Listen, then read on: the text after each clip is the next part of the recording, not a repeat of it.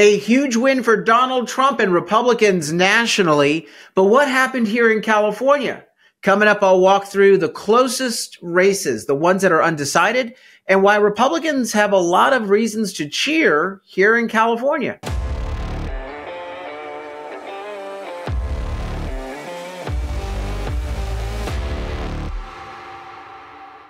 I'm Carl DeMaio, chairman of Reform California, and what an election it was. I am so thrilled because our country has been given an opportunity to start to turn the page on a lot of problems that we've been suffering under for the past 4 years. A epic comeback, political comeback for President Donald Trump, and a popular vote victory, it seems, for him nationally. We can celebrate that. We can celebrate the fact that Republicans took control of the U.S. Senate and actually won a ton of Senate seats they weren't expected to win. Plus, they are going to hold on to the House of Representatives. But here in California, there's actually some good bright points that Republicans can celebrate. Now, I think they could have done better, but again, a lot of races are undecided. There are a lot of ballots left to be counted, as I warned you in yesterday's show. Nearly 10 million ballots are left to be counted throughout the state of California, which is unacceptable that we have to wait weeks for the returns, the final returns, the results. But there are a number of key wins that I want to cover and a number of uncalled toss-up races too close to call. And so I will go through our comprehensive list. First and foremost, if you will allow me just a moment of indulgence, let me talk about my own race, and then we'll get to the statewide races. As many of you know, I was on the ballot for a state legislative seat here in San Diego County, District 75, the 75th Assembly District. And the Democrats and the Sacramento Swamp interests, they spent more than $3.5 million to try to stop me from going into the legislature. They did it because they know I can't be bullied, I can't be bought, and I can't be intimidated, that I'm a fighter, and that our Reform California movement is really the only thing standing up to oppose their terrible agenda and their one-party rule. They spent that money because they were trying to get their anointed Sacramento Swamp staffer in this seat because they knew that he would do whatever they wanted him to do. So the battle lines were pretty clearly drawn, and this was actually a Republican race. In the end, the voters were absolutely amazing. They gave me a 60% win in this race. Now, there are ballots still to be counted, but that is a decisive victory, and I want to thank the voters of the 75th District for your trust, your support. You've given me a mandate to go inside the belly of the beast, to speak truth to power, to shine a light on the corruption, the broken system in Sacramento, and to be your voice of opposition. We're probably not going to win votes initially, but you will hear our voice. And once people start hearing our voice, I believe it will impact votes. And of course, we are going to be laying out solutions, and we're going to be recruiting candidates up and down the state of California to try to break that supermajority. Remember, Reform California did it. We were the organization that broke the supermajority back in 2017 by recalling State Senator Josh Newman. We did it before. We can do it again. And I want to thank the voters for giving me that opportunity. And what this will do is, by going inside the belly of the beast, you're going to be given an inside view every day of what really is going on in the state legislature, but you're also going to see us forming a Reform California caucus with other principled fighters. And I think that that will be a deciding factor in really changing the concept of having an opposition party in California. Let me tell you, this is our quick video that we did in my race, and then I'm going to cover all the close races in the state of California. We had political establishment, swampy politicians, couple of Republicans and Democrats come together saying, we're the unprecedented coalition. We hate Carl DeMaio. And the voters are like, yeah, and this is the closing video we did in my campaign. I just want to share it with you because it does reflect the wonderful hard work that the entire grassroots movement supporting me in this race did on our behalf. In an election year marked by deep political divisions, there is one message that has unified some Republican and Democratic leaders. Don't vote for Carl DeMaio. That means that we don't have two parties. We have a uniparty. And I'm not bullyable. I'm not someone they can intimidate. They can't buy me. I'm their worst nightmare. We don't have to tolerate one party that hurts us with bad policies and another party that hurts us by surrendering on a consistent basis. We deserve better.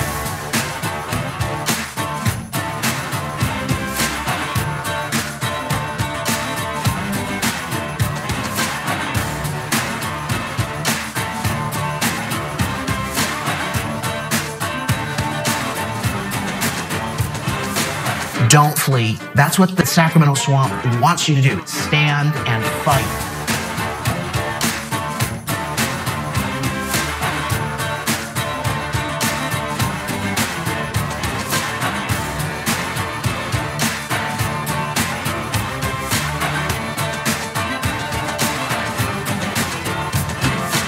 We're going to fight every day. We're going to fight with every fiber of our being. We're not going to give up this state. You've never had an opposition for the last 20 years. You better get ready for one. You better get ready for the voice of opposition. And I know so many other principled fighters are going to join us in our voice of opposition, and it's going to make a difference. So this is a turning point, I believe, a great result. Thank you for all of your support. Thank you to the voters. Okay, let's talk about the closest races in California. There's a lot of good news, okay? There's a lot of good news. We're not going to turn the state red overnight, but what you saw last night, these results, pretty damn good. Again, this is despite the fact that we don't really have a political party on the Republican side that's actually got its act together. So all the results I'm about to share with you, it's all despite the ineptitude and incompetence of the Republican Party of California writ large. It's because these individual candidates really worked hard, and some other groups really worked hard to support them.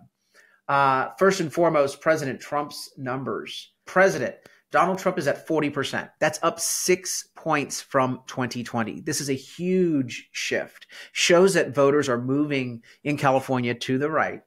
And it also shows that California was decisive to Trump's national victory by likely giving him the margin he's going to need for the popular vote. So this is extraordinary.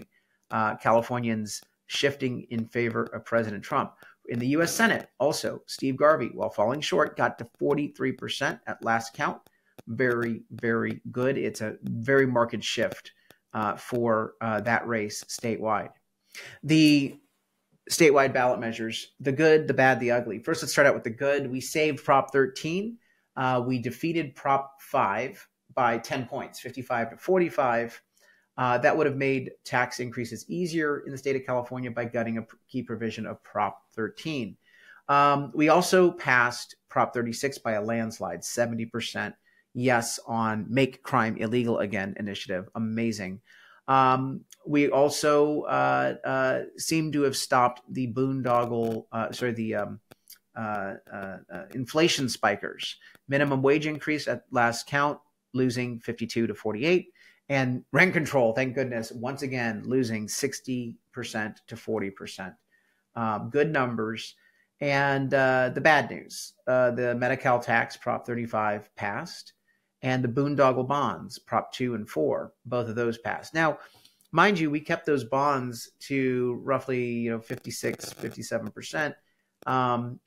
This is despite being outspent 30 to 1. On the local tax measures, we've defeated, at last count, more than 100 local tax increases. And we're waiting on about another 100 more, which are too close to call. So about half the tax increases going down in flames.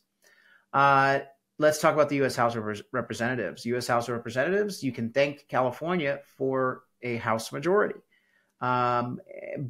You also can thank California or curse California for the margin, because right now there are, at last count, probably 5 seats that are undecided that could either add to the House majority for the Republicans or take some seats away. But the House majority is secure because of the House Republicans in California. Kiley won his race decidedly, 58 to 42. We also see Kevin Lincoln only a point behind Josh Harder in Central Valley. That would be a Republican pickup seat. District 13, John Duarte is leading 51.4 to 48.6. That would be a retention seat. Very key. I think John is in a good position to keep that seat. We also have, going down the list, David Valadeo, 55-45. That seat is one for Valadeo. That's a retention seat. Then we go to Mike Garcia in Santa Clarita. Mike Garcia is right now hovering at 51.2%. Very tight. Hope he can hold on. I think he can. But that would be a retention seat. Young Kim won her seat, 57%. That's a retention seat. Ken Calvert right now barely winning with 1% of the vote, 50.5 to 49.5. I think that will be a retention seat, but too close to call. Got to keep our eye on it. Then we look at Michelle Steele, 52.5 to 47.5. I think that's a retention seat. Still too close to call. We have to look at those absentee ballots. Then we take a look at Scott Baugh, winning just barely right now. Too close to call. That would be a pickup seat. Matt Gunderson, only 2 points behind Mike Levin. That would be a pickup seat. So these are very promising numbers. We retained our seats, or they're too close to call, or we are poised to win and pick up some seats. We've lost no seats at this point, and we hope to continue to see that and add some. Then in the state assembly, we're hopeful that my good friend Christy Bruce Lane may be able to make up ground. She's right now 2.5 points down of flipping a Democrat seat. You've got Lori Davies, 2.5 points up on retaining her seat in San Diego and Orange County, District 74. Keep an eye on that. Still too close to call. Let's go to District 58 first. 51%, 50.6. Right now she's leading. That would be a pickup seat. Got to be careful of that one. Those provisional ballots and absentee ballots, we don't know how they're going to break, but that would be amazing if she could win that seat. She got no support from the Republican Party, no money. Imagine what would happen if we actually gave her some money. Then we got District 47, Greg Wallace trailing by just 4/10 of a point. My hope is that he pulls that out. I think he can. Then we've got in District 40, Patrick Gibson, only 0.7 of a percentage point behind the incumbent Democrat. That would be a pickup seat. That would be very good. Then we've got District 36. Yes, District 32. Jeff Gonzalez winning the seat so far by 2 percentage points, 51 to 49. Too close to call. That would be amazing because the party cut his funding 3 weeks before Election Day. Why? This was a pickup seat. Why did you do that? It's incredibly short-sighted. He's a great candidate, and he deserved better. Then we've got in District 27, Joanna Garcia Rose, only 2.5 points behind. Maybe she can make up ground. That would be a pickup seat. And then, of course, we've got District 7, which is my good friend Josh Hoover. He is right now up 4% on his seat. Now, all of this, hopefully we win seats. There's 2 or 3 seats I think we can win out of this bunch. Many more if they had run better campaigns on the part of the Republican Party of California. But those 3 seats in a presidential year would be amazing. Even one of those 3 seats, very, very solid. Now, let's take a look at State Senate. Right now, we have an opportunity maybe to win 1 State Senate seat as a pickup, and that's Stephen Choi versus Josh Newman in Orange County. Keep an eye on this. 2 percentage points difference between the 2 candidates there. Again, Josh Newman, the deciding vote for the gas tax and the car tax. There's a bunch of local races as well. So what I want you to do is encourage you to look at your local county websites and understand that the numbers you're looking at right now are not the final numbers.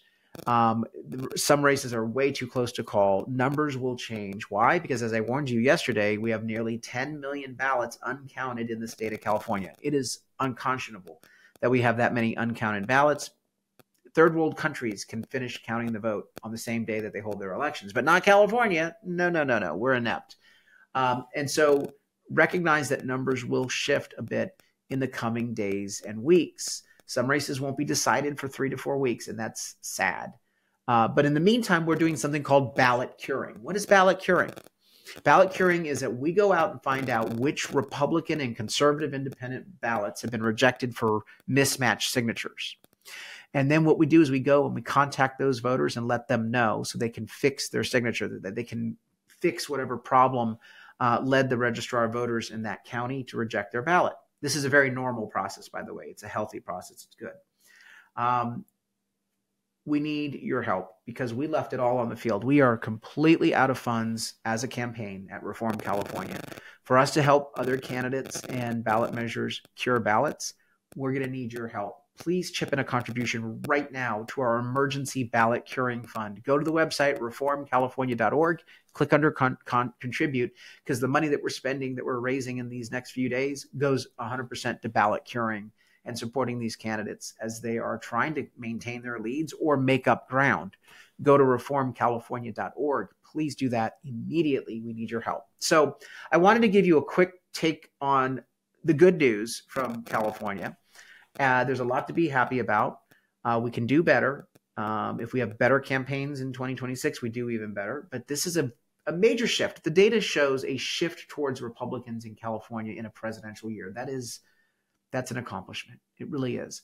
But more needs to be done. Also, keep looking at these websites, your local site and the state site, Secretary of State site, for ongoing updates in these key races. These are the key races throughout the state that we are tracking, that are too close to call, that will have a profound impact on a number of boards and commissions and legislative seats.